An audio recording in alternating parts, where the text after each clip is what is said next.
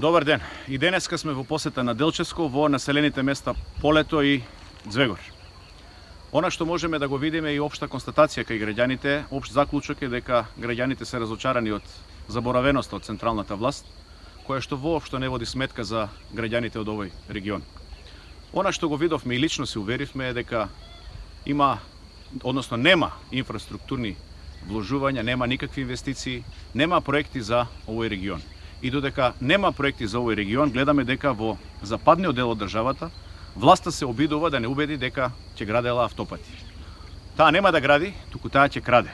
Тоа е идејата на изградбата на коридорите 8 и 10D.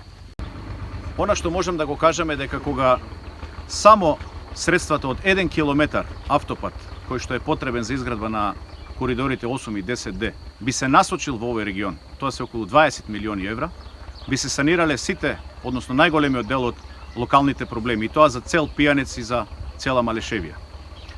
ВМРО ДПМН е помеѓу граѓаните, со народот, ги слушаме нивните предлози и нивните идеи. Ќе ги ставиме во идната програма и верувајте дека на овој крај треба да му се врати сјајот. Благодарам.